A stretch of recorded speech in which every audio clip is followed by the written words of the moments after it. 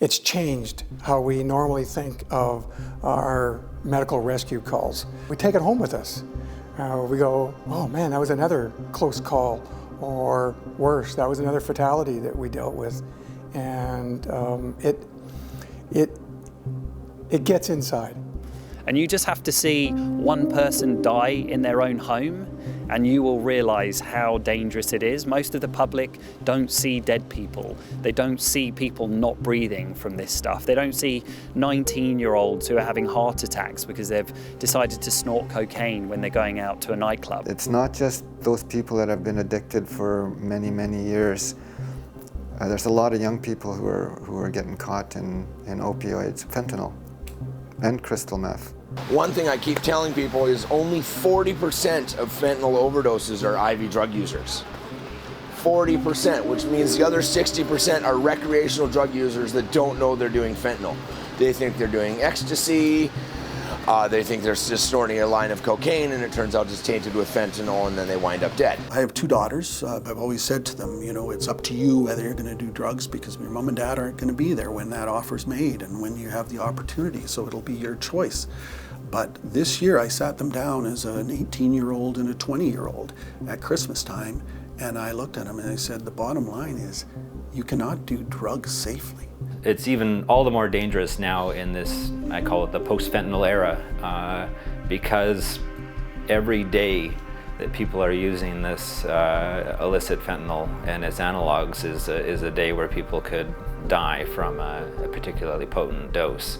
And so any barrier to people accessing treatment is unacceptable.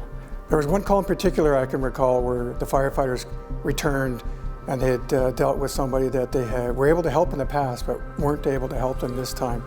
I know it troubled them immensely, given that this was a member of our community that they didn't expect, you wouldn't have expected was a fentanyl user. Having your life affected by a family death is absolutely massive, especially from something that is reversible, that if you get there in time and you can help them, like that person's gonna live.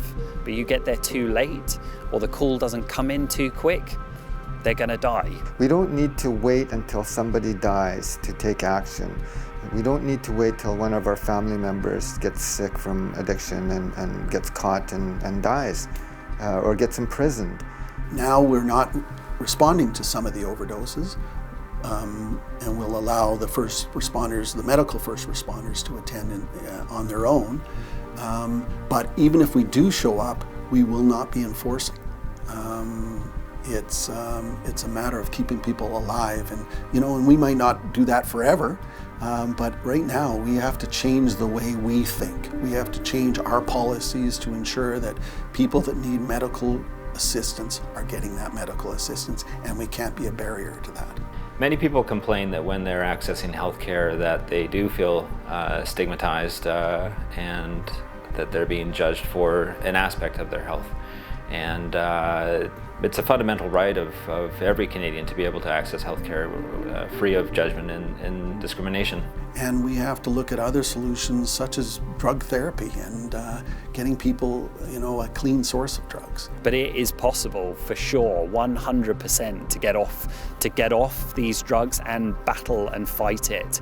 Because if you don't, addiction will take you one place, and that is to the grave, and sometimes very, very quickly.